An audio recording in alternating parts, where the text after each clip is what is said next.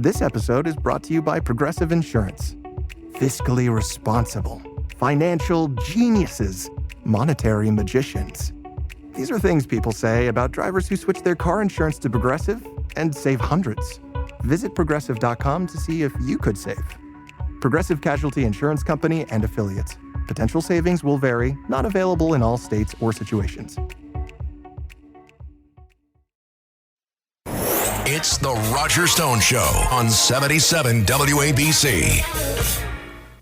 Welcome back, folks. This is Roger Stone, and this is the Roger Stone Show at 77 WABC Radio, the most dynamic and influential AM radio station in the United States today. You know, I'm, as I said at the top, a huge fan of Frank Sinatra. I had a chance to meet him once. I'll tell you about that in this segment, but also had a chance to hear him live twice. Also a big fan of Bing Crosby, and yes, a giant fan not only of Elvis Presley, but also of the world's greatest entertainer, Al Jolson, who almost all of those singers cite as an influence. My problem with music today is it's largely synthetic. In other words, when you listen to a recording, that's not really a piano, that's a computer. That's not really a violin, that's not a computer. That's not the singer's real natural voice. That's been enhanced by the technicians. But then about a week ago, I was in a restaurant in South Florida, and I heard a crooner named Sal Manzo. And I got to tell you, Sal Manzo blew me away. He's got an incredible set of pipes. And we sat down and had a discussion about music, about singing, about his favorite singers, his favorite songs. I talked about mine. And I thought about it, and I decided, wow, Sal Manzo needs to be on 77 WABC Radio because he's in New York. He's going to be appearing there, and therefore it is my privilege to bring this great entertainer, Sal Manzo, to the Roger Stone Show. Welcome to the show, Sal. Roger, thank you very much, and thank you so much for those kind words. Much appreciated. Well, a natural talent is not nearly as out there because there's very few venues for live entertainment. I mean, I don't know how easy it is for you to find work, but sure, there's some restaurants, there's some lounges, but you know, it's much cheaper to put on a recording. I asked you up front, who is your favorite singer of all time? You rolled up your sleeve and you showed me a tattoo of Frank Sinatra on your arm. I love that. I, of course, have a tattoo of Richard Nixon on my back, so we have something in common. Sinatra is, without any question, the greatest who ever lived. You know, my wife and I saw him in concert very, very, very late in his career. It was at a time that his voice was largely burned out. He was not in great health, you know, but we enjoyed every last minute of it. You know why? Because he was still Frank Sinatra. That's why. So tell me why you think Sinatra's the greatest singer of all time. I was very lucky early on in my life as a little boy that the music that my family listened to, especially my mother, when she would clean the house, God rest her soul, I heard the likes of Sinatra and Jimmy Roselli and Dean Martin and Jerry Vale and Frankie Valli. So I was involved in that music early on, and I always knew that there was something special about that music. Even at an early age, when most of my friends were listening to rock and roll, I wanted to listen to Sinatra because I knew there was something special there. And I had the ability to sing Truly God's Gift from an early age, like 5 or 6 years old, I was able to sing. And now I just turned 62 years old this past Sunday. I've never taken a music or a vocal lesson in my life, truly God's gift, and that I'm able to make people happy with that gift is such a special thing, Roger. So what's your absolute favorite Sinatra song? And that's a tough question. It is a tough question, and I always tell people it depends what mood I'm in. So I love the chart of "Luck Be a Lady." I love the probably one of the greatest charts ever written. The Cole Porter song, "I've Got You Under My Skin," and that famous arrangement by Nelson Riddle. That is the standard, without a doubt. So, and also there's another one called "You and Me," written by Peter Allen. Talk about a tearjerker if you're in a relationship. That's the song. I guess if it were me, I'd have to go with "Come Fly With Me." But Sal, could we impose on you this Sunday afternoon to give us a little a cappella of your favorite Sinatra song? Well, let's see. I'll pick one out off the top of my head. How about this one? Fly me to the moon and let me play among the stars. Let me see what spring is like on Jupiter and Mars. In other words, hold my hand. In other words, darling, kiss me. Fill my heart with song and let me sing forevermore. You are all I long for, all I worship and adore. In other words, please be true. In other words, Roger, we love you. The great Sal Manzo, ladies and gentlemen, absolutely amazing. It's interesting. I met Sinatra in 1984. Frank Sinatra, who had been very close to the Kennedys, had fallen out with the Democratic Party because John F. Kennedy was supposed to visit Palm Springs, and he was supposed to stay with Frank at his house there. The Secret Service came in. Frank, at his own expense, built a helipad where Marine One could land with the president. But then Robert Kennedy, concerned about Frank Sinatra's alleged ties to organized crime, changed the schedule so that President John F. Kennedy stayed at the Palm Spring homes of Bing Crosby. And Bing Crosby was a Republican. Frank never got over it. By 1970, Frank Sinatra had become a Republican and a really good friend of Ronald and Nancy Reagan. And he entertained at the 1980 inauguration of Ronald Reagan. I remember it distinctly because he did one number, then he got into a fight with the orchestra director. He took the orchestrations and he threw them on the floor, and they flew everywhere. Frank had a legendary temper, and he liked things just so. When you perform publicly, and you're now, I guess, at Cafe Palermo in New York City, where you can be heard regularly. What's the song that is requested the most? What's the most common request? Out of all the songs that I sing, and I sing a lot of different kind of songs. I sing. I'll quote a good friend of mine, Ben Marsala. Sal, you sing from Lady Gaga to Frank Sinatra, and he makes me laugh every time he says that. By far, and this is even by younger people in their 20s and 30s, most requests, I would say well above 70% of the requests I get is for Sinatra songs, and then there's everybody else. So, with that being said, Roger, there is hope in the world if young people are listening to Sinatra. Yeah, I agree with that. I met him again in 1984. Sinatra had a falling out with the town fathers in Hoboken. I'm not really sure what it was about. Frank Sinatra's mother, Dolly Sinatra, had been a wheel horse in the Hoboken Democratic Party. She was a captain, and she's also worked as a midwife. She was a forceful woman, and Frank was very devoted to his mother, but he had had a falling out with the town fathers over something, and he had not returned to Hoboken in many, many, many years.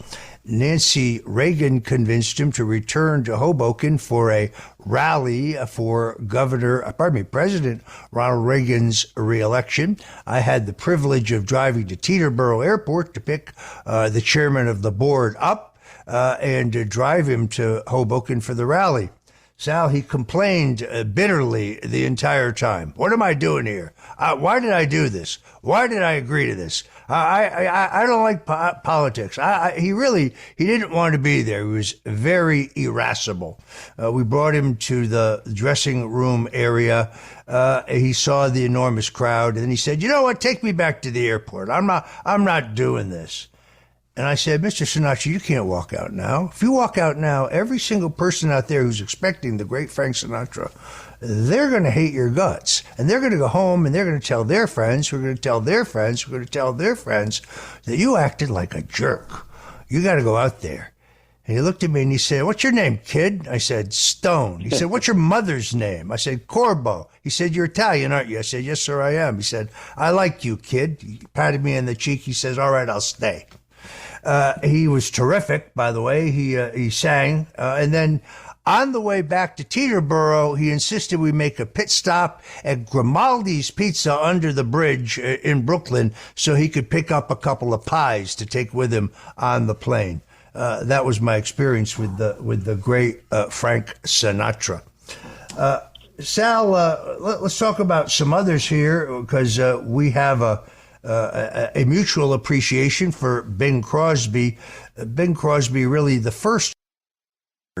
I told you a famous story about Al Jolson. Many people don't know who that is. He was once considered the world's greatest entertainer.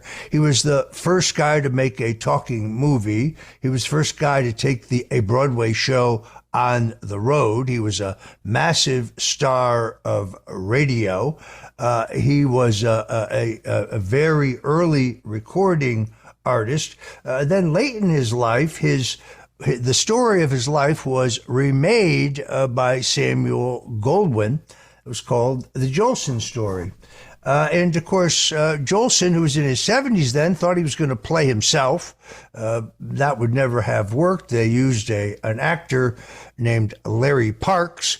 Jolson sat through hundreds of auditions, and of course, he wanted to play himself, which he was too old to do, until he settled on Parks. But Jolson then went back into the recording studios at Goldwyn, at the movie producer, and he re-recorded his entire catalog. But he was from an era, his first Broadway show, 1917, when the greatest single quality that a singer had to have was a volume, because the public address systems, the microphone wasn't very sophisticated, and you had to be heard over a full band. That's why stars like Ethel Merman were particularly effective, and Al Jolson, because they knew how to project. By the time microphones became more sophisticated, that brought in the age of the crooners, Bing Crosby, Frank Sinatra, much warmer, less projection, more warmth. So Jolson was himself dancing, singing, clapping his hands, projecting, and a 25-year-old technician said to him, "Mr. Jolson, you don't need to shout. You don't need to do all that. These are the most sophisticated microphones in the world. Let the microphone come to you." And Jolson had a fit. "Kid, I was a star on Broadway before you were born. Yeah, I am the world's greatest entertainer." He stormed out. The following day, he came back as if nothing had happened, and he said, "Kid, what was it you were telling me yesterday about letting the microphone come to me?" And he said, "Mr. Jolson, drop your voice 2 octaves. We can handle the volume here. Your voice will be so much warmer." Jolson then re-recorded his entire catalog, which was very extensive. And Sal, he was the #1 male vocalist of the year in 1950, having starred in his first Broadway hit in 1917. He died about a year later.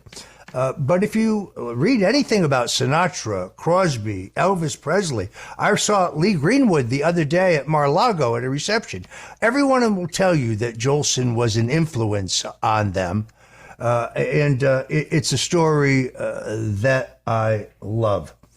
And he was one of the first performers to perform for the troops during World War II. In the Korea War.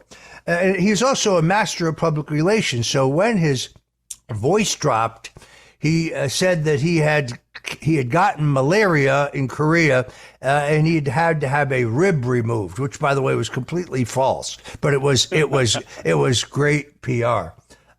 Today, he is sadly almost forgotten. By the way, his movies are virtually unwatchable. He was a very hammy actor. Evidently wasn't a very nice guy. His valet would have to turn on the faucets in his dressing room when he was performing live, just in case the act that was on stage got too big a hand. Because if they did, Jolson would have them fired. He was that kind of guy. But let's talk about Bing Crosby. You like Bing? What's your favorite song there? Listen, I would have to say, and it was the #1 song for so many years. When you hear the song "White Christmas," it's the most iconic, especially for that time of year. And there's no one else that could sing that song the way Bing Crosby sang it. So to me, that's the standout song. It really was. All right, let us prevail upon you. It's not Christmas time, but I think people will understand. Could you give us a little White Christmas? I'm dreaming of a white Christmas, just like the ones I used to know. May your days be merry and bright, and may all your Christmases be white. Amazing. The great Sal Manzo, folks. This guy I want has... to say something else about that time frame. Go. Fred Astaire, besides being the greatest dancer there ever was, he was quite the singer himself, and he introduced some of the great songs from the American Songbook, like Night and Day by Cole Porter and The Way You Look Tonight by Jerome Kern. So I give him a lot of credit back then as well. Very good point. The other person in this category, by the way, is Eddie Cantor, who introduced standards like Making Whoopee, Mandy, Mom, He's Making Eyes at Me. Neither Astaire or Cantor had the pipes of a Sinatra or a Crosby or a Jolson, but they knew how to put a song over. All right, Sal, we got to wrap it up here pretty soon. I'm going to let you pick the final song and then tell folks where they can go to hear you in New York. Okay, well, I'm finishing up my run this winter in Florida. The next 2 weekends, I'll be performing at Mateo's Restaurant in Boca Raton. Then, starting in May, I'll be back in New York for the summer and fall, singing at our friend Baby John's place, Cafe Palermo in Little Italy, the greatest cannolis ever.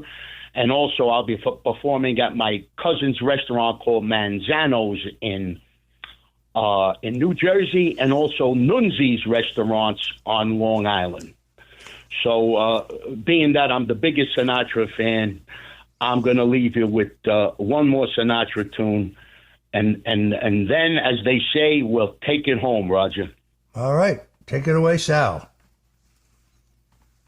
For what is a man? What has he got?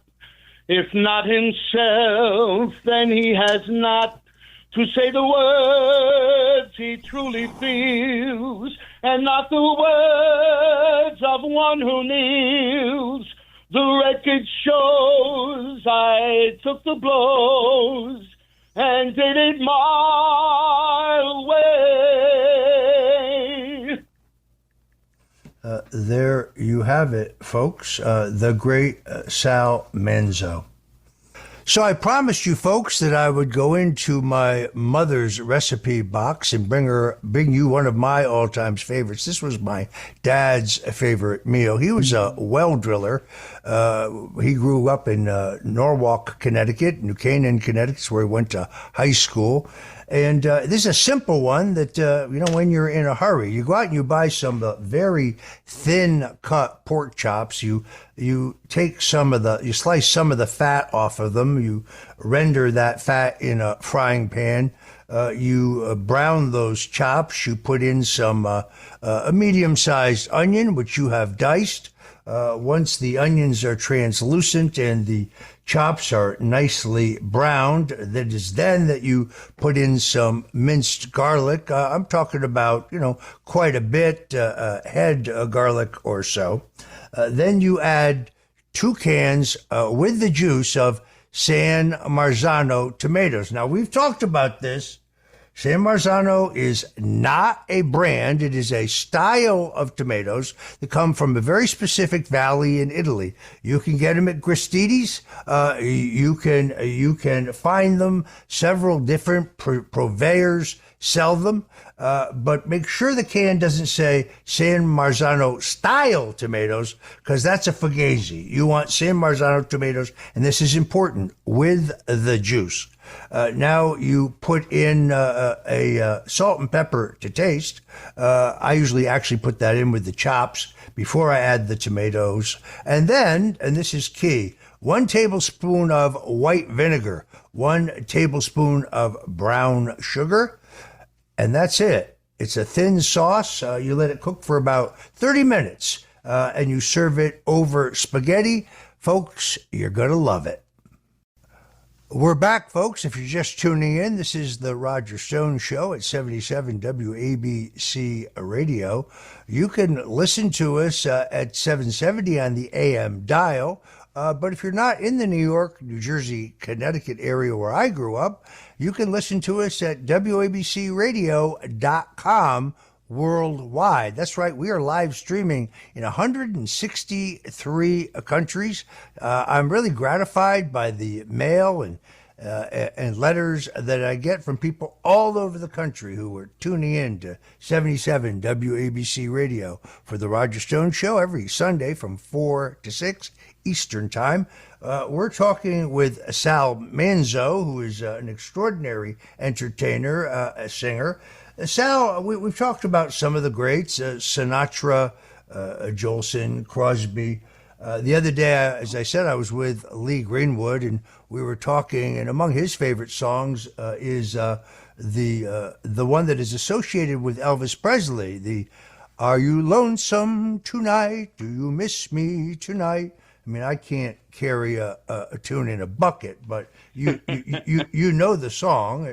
What's amazing, of course, that song was originally also recorded by Jolson, and Elvis does a great rendition, but his cover is, in terms of the phrasing, entirely, it's a tribute to the world's greatest entertainer.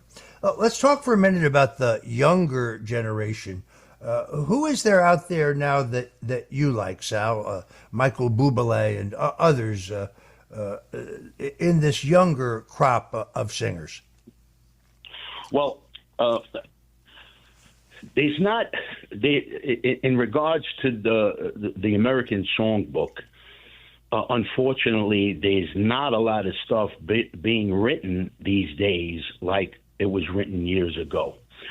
But as far as entertainers go, if there's anyone that can hold a torch for that time frame, Michael Bublé is one, Harry Connick is another.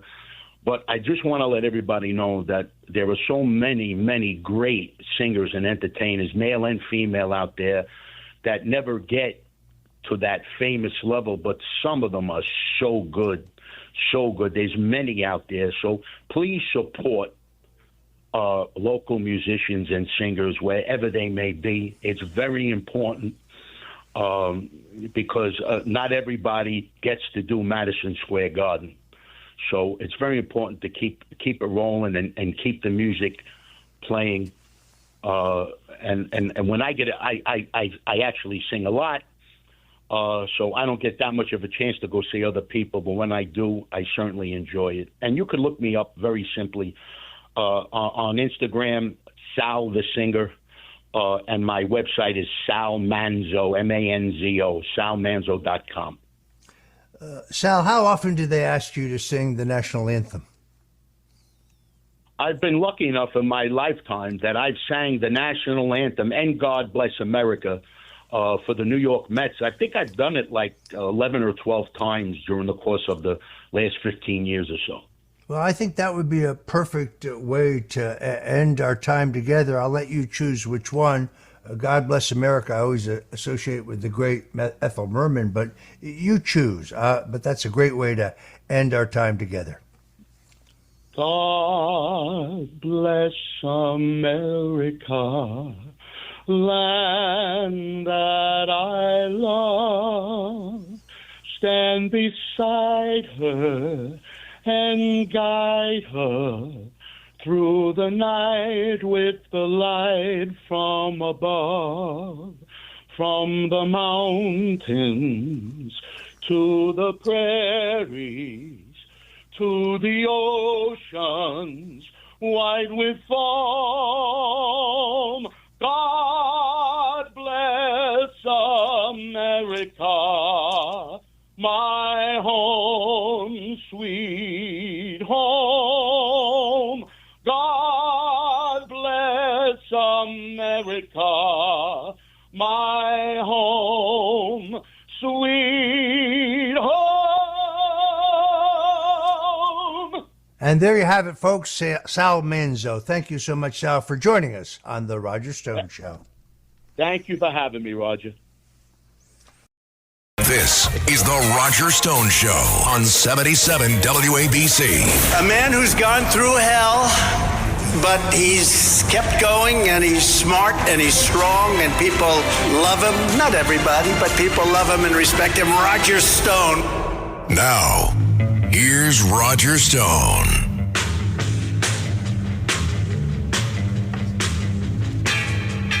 Welcome back, folks. This is the Roger Stone Show here at 77 WABC Radio. Perfect time for you to go to the App Store and get the 77 WABC Radio app downloaded to your cell phone. That way you won't miss any of the incredible talk and entertainment that we have here in the crown jewel of AM radio, literally the most powerful, influential, and entertaining AM radio station in the entire United States. You don't want to miss Larry Kudlow on Saturdays. You don't want to miss the great Curtis Sliwa. You don't want to miss my good friend Sid Rosenberg in the morning. There's so much there. Cindy Adams, the queen of the night, the queen of gossip. My great friend Frank Morano on the other side of midnight. Dominic Carter, who has his fingers on the pulse of New York. Many, many great shows. And, of course, Katz and Cosby. John Catsimatidis, veteran broadcaster Rita Cosby, they synthesize the news every day, and particularly great on Sunday morning. So it's all here at 77 WABC. For those who have failed to mention, I apologize. We only have so much time. As I said at the beginning of the show, history has this great tendency to repeat itself. According to the Daily Express, U.S., Donald Trump has green-lighted Vladimir Putin's destruction of Ukraine, according to former CIA chief John Brennan. A second Donald Trump presidency poses a risk to Ukraine in their fight against Russia, according to the former director of the CIA. John Brennan, who served as head of the intelligence service until 2017, says he is worried about poll data indicating a tight race between Trump and incumbent Democrat Joe Biden. Brennan says Trump wasn't qualified to be president then and isn't qualified now. That's quite a surprise to me, since his presidency was among the most successful in our history, bringing us the most robust economy in our history, starting no new foreign wars, but bringing our men and women back from the Middle East without having the countries they were withdrawn from collapsing into the hands of the enemy behind them.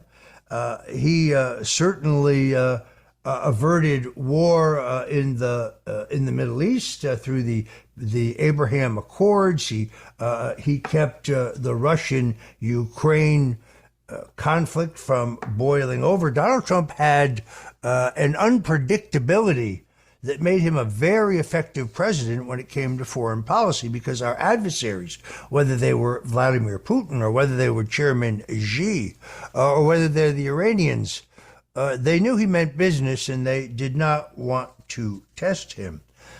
Weakness, we know, is what breeds hostility and aggression in our enemies. And Donald Trump is anything but weak. But the idea that Mr. Brennan is now saying this, I find really offensive because of what we know about Mr. Brennan. John Brennan is, by his own admission, he said he was a communist. He said he voted for the Communist Party candidate for president in 1972. As the station chief in Riyadh in Saudi Arabia, we know it was John Brennan who approved the visas for, I believe it was 4 of the hijackers who attacked America on 9/11. He was a major architect of the Russian collusion hoax. The report by special counsel John Durham indisputably proves that. He also was deeply involved in the effort to gather up the signatures of 51 intelligence agents, both past and current intelligence officials, I should say, falsely claiming that Hunter Biden's laptop was Russian disinformation. That claim, which was false, was then used as a justification to ban the online reports from the New York Post on Twitter, for example, and to basically hide what was a legitimate issue. 17% of voters in polls post-election said that if they had known about Hunter Biden's epic corruption, they would have voted differently. You may remember in the debates, Joe Biden denied knowing anything whatsoever about his son's business dealings. But I would say that Mr. Brennan has a much, much darker secret. John Guandolo has many years of unique experience. He is a former FBI counterterrorism expert. He's a graduate of the U.S. Naval Academy. He also served in the U.S. Marine Corps in combat operations in infantry and reconnaissance units. And for almost 13 years, he was at the FBI, where he developed the first counterterrorism programs as early as 2006, identifying the significant jihadi networks inside the United States and how to deal with them. John Guandolo was recruited out of the FBI by the Department of Defense in 2008 to conduct strategic analysis on the communist and jihadi movements inside our country and beyond. He has worked with senior U.S. government officials and agencies and foreign governments, but spends most of his time now helping local communities and local county governments understand the threat that exists right up in our own country, helping to train citizens, local leaders, and local police on how to fortify their local governments against these threats. John Guandolo, welcome back on the Roger Stone Show. Thanks for having me, as always, Roger. It's a pleasure to be on with you. John, you know to what I allude. John Brennan continues to amaze me. We are blown away about the fact that he has surfaced again so soon. Tell us what the dirtiest secret of Mr. Brennan is. Well, I think what your audience would probably be at least mildly interested in is that when he was the CIA station chief in Riyadh, Saudi Arabia, he, along with senior government officials and intelligence, the Mubahith Saudi intelligence, he converted to Islam while he was there. And I had sources that specifically were there and told me this. And as you are well aware, I took significant flack in the U.S. And international media for that story. And of course, he has never denied it. But then, a few years later, a senior CIA official who retired, who was also served as a station chief for the CIA, said it was well known in the CIA that Brennan had converted, and people that knew him knew that. It wasn't a secret on the inside. This is really shocking. So what you would be telling us is the highest intelligence official in the United States government was a convert, not just to radical Islam, but to, as I have read it, Wahhabism, which is the most radical version of that religion. I think what's most notable to me is that whatever he did, and this is the point, I think converting to Islam, there are issues there. There are real national security issues, but the fact that he did this with Saudi intelligence officials demonstrates to me, based on my training and experience, that this was an operation to draw him in and to befriend him. And what we see in John Brennan's history from that point forward is he promotes jihadi organizations, terrorist organizations inside the United States. And he speaks at their conferences, and he says things about Islam that are not true, and he drives U.S. policy in directions that help our adversaries, which I would argue is treason and sedition and a violation of numerous federal laws. And I want to say one more thing that I believe is related to this topic, what you mentioned in your opening comments, is John Brennan believes Donald Trump was an illegitimate president. He wasn't, quote, qualified to be president. And I guess my question is, who in the hell does he think he is? The American people choose their president, and they vote. And just like Lincoln, during his second election, understood that if the people thought that what he was doing during the Civil War was unfit and he was doing a poor job, they wouldn't reelect him, but they did. And that trumps everything, because the American people, we the people, are the government.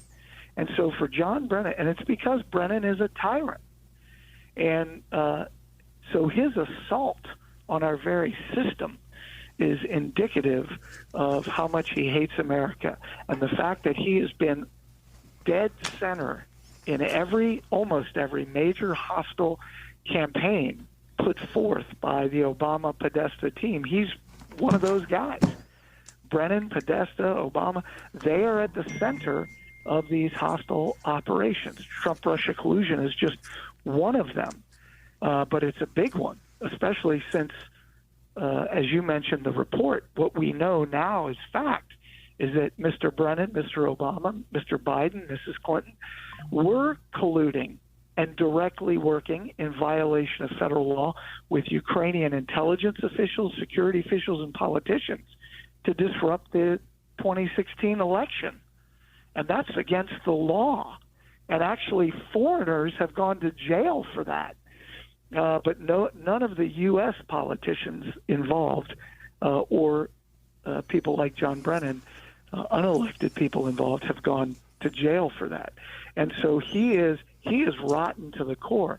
And the last thing I want to say about this is, you mentioned, and I'm glad you did, about his being a communist. And people are like, well, how can you be a communist and be a jihadi? Well, first of all, if you look at John Brennan's history, I don't think he has an anchor at all. He's got nothing rooting him down, which makes him a very dangerous person to be the counterterrorism advisor of the president, CIA director of the president, because he's easy for recruitment, and I would argue the Saudis recruited him.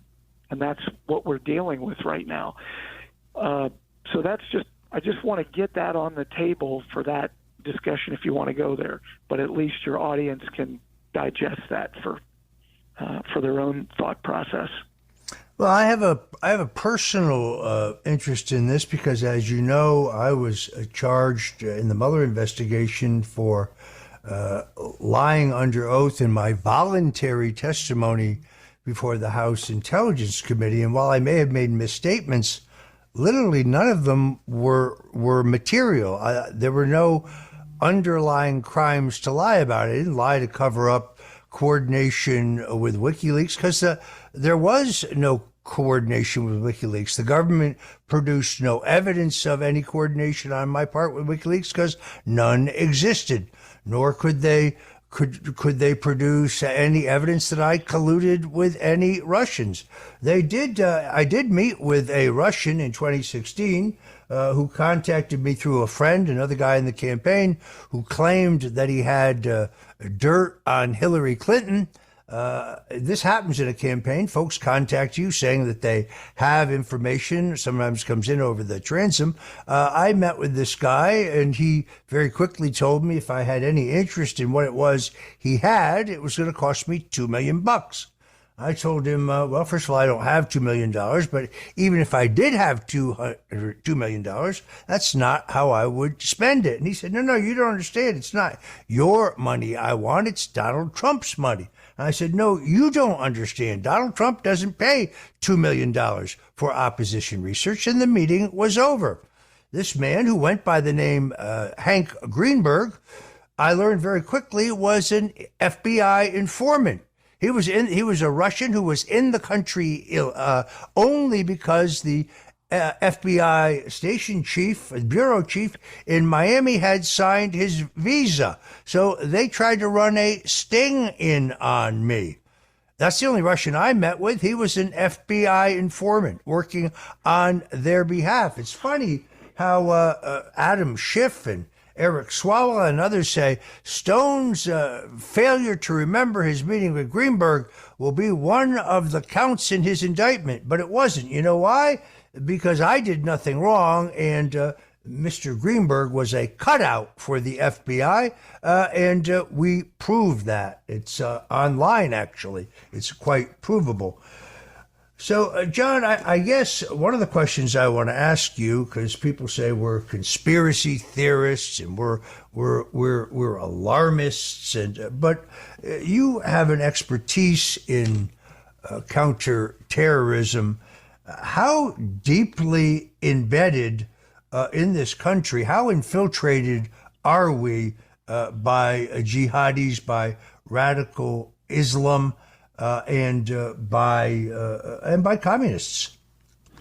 Well, it's significant. I mean, it is tremendously significant. I'm actually getting ready to publish a report, and in it I just mentioned a few, meaning about 20 or so of the most notable folks. But let me just run through a few, and I'll run through some historical and some current. You've got people like Nihad Awad, the leader of the Hamas in the United States, doing business as the Council on American Islamic Relations. And he has worked for years with U.S. security agencies, DHS, FBI, working inside the Capitol, working with members of Congress openly. And the only reason he's on the outs right now is because he openly praised the attacks, the Hamas attacks on Israel on October 7th, 2023. You've got a guy like Farouk Mitha, who's a board member of the Hamas group called Mgage in the United States, who was the Islamic advisor to Hillary Clinton and Joe Biden during his campaign. And he's now the director of the Department of Defense's Office of Small Business Programs. You've got a guy like Maher Bitar, who's Hamas, who's the senior director of intelligence for the National Security Council. We finally got Ariane Tabatabai removed as the chief of staff for the Assistant Secretary of Defense for Special Operations in the Pentagon, who is an Iranian agent who reports directly to an Iranian Revolutionary Guard Corps commander. Gulmurad Kalimov, an ISIS commander that the United States State Department trained 5 times, including training in the United States on weapons and tactics. If you're just tuning in, folks, this is Roger Stone. This is the Roger Stone Show. We're with FBI counterintelligence expert John Guandolo, and we'll be right back. It's the Roger Stone Show on 77 WABC. Mic check. 1, 2. Are we recording? Hi, I'm Michelle Bernstein, an award-winning chef, restaurateur, and mom. I have a lot on my plate, including my psoriatic arthritis symptoms. That's why I was prescribed Cosentyx. It helps me move better. Cosentyx secukinumab is prescribed for people 2 years of age and older with active psoriatic arthritis. Don't use if you're allergic to Cosentyx. Before starting, get checked for tuberculosis. An increased risk of infections and lowered ability to fight them may occur, like tuberculosis or other serious bacterial, fungal, or viral infections. Some were fatal. Tell your doctor if you have an infection or symptoms like fevers, sweats, chills, muscle aches, or cough, had a vaccine or plan to, or if inflammatory bowel disease symptoms develop or worsen. Serious allergic reactions and severe eczema-like skin reactions may occur. Learn more at 1-844-COSENTYX or Cosentyx.com. Ask your rheumatologist about Cosentyx. With so many options, why choose Arizona State University? For me, the only online option was ASU because of the quality. Their faculty was really involved with their students and care about your personal journey. The dedication to my personal development from my professors, that's been extremely valuable to me. Earn your degree from the nation's most innovative university. Online. That's a degree better. Explore more than 300 undergraduate, graduate, and certificate programs at asuonline.asu.edu. Welcome back, folks. This is Roger Stone, and this is the Roger Stone Show on 77 WABC. If you're just tuning in, we are interviewing FBI counterterrorism expert, U.S. Naval Academy graduate, and U.S. Marine Corps combat veteran John Guandolo, who has served his nation with distinction.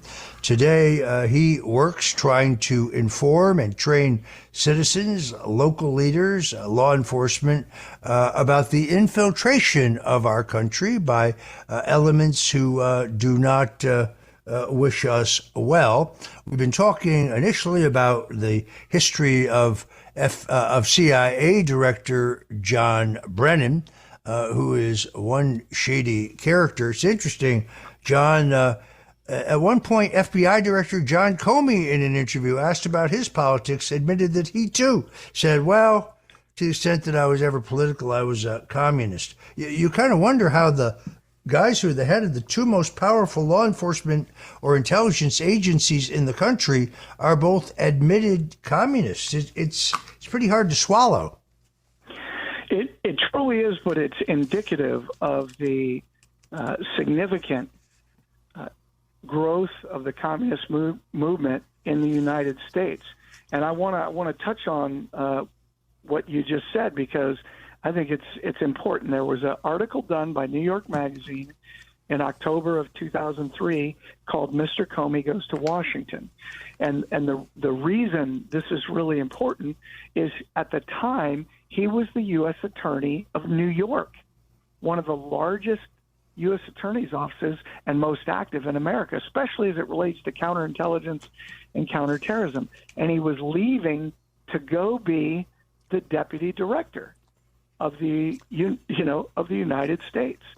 And I want to read, because I keep this handy because I think it's so important. In the article, he said, I'd moved, and this is a quote, I'd moved from communist to whatever I am now. I'm not sure how to characterize myself politically. Maybe at some point I'll have to figure it out.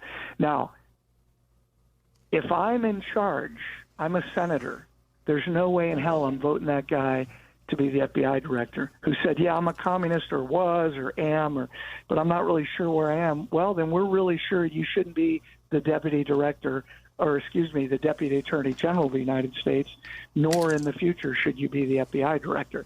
But yet that was his career path. And again, this story to me shows the corruption and the support for communists inside our government.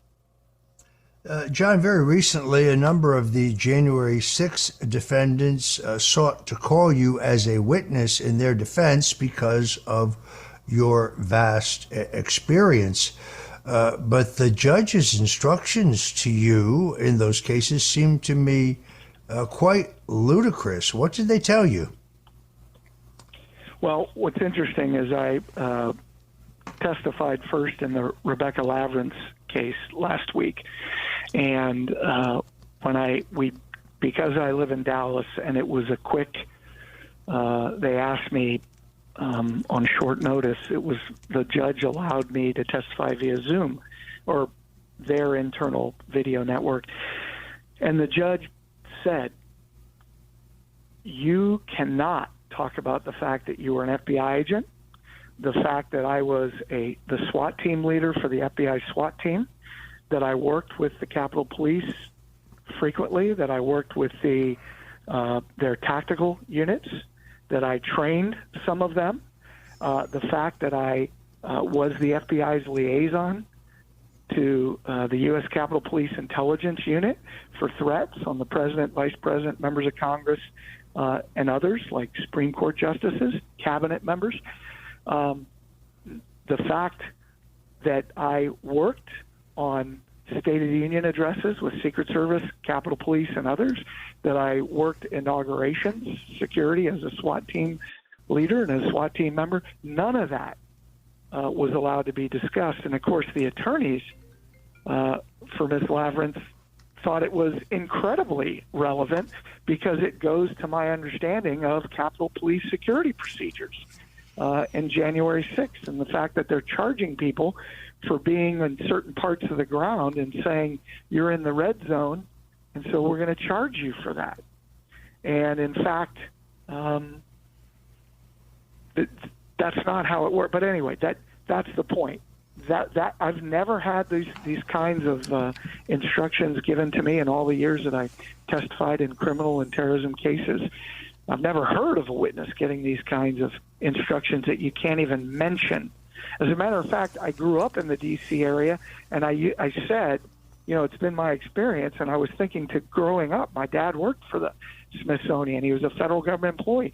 I had been all over D.C. into all the museums and the buildings, and I was very familiar with them.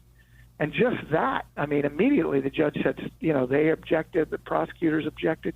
So it was a farce, which obviously that. The entire January 6th trials, for the most part. There were people that did things like break windows and hurt people, and they should be charged for that. But this is a woman who walked into the Capitol with a group of people and was standing around and walked out. And this is where we are in today's America. Well, very clearly they wanted to strip from you as a witness any credibility based on your extraordinary experience. It is indeed... Yeah, may I say one more thing, Sure. Roger? Yesterday I was supposed to testify in another case. And Jared Kastner's case, and the prosecution filed a 12-page motion that I have not seen yet to keep me from testifying. But the judge initially was going to allow it, and then I was standing by to testify, and then decided we're not going to allow it. Now, needless to say, based on her comment, there are some real appeals here. I mean, the judge in the Rebecca Lavrin's case said in open court that citizens don't have a First Amendment right at the U.S. Capitol. So that's an appeal right there on that. So these judges and these prosecutors, I don't think they're operating under their oaths of office, and I don't think they're operating in good faith. All right, I'm afraid we have to leave it there. Let me thank my friend and our guest today, John Guandolo, FBI counterterrorism expert. Folks, don't go away, because right behind us is my good friend Joe Piscopo with Sundays with Sinatra.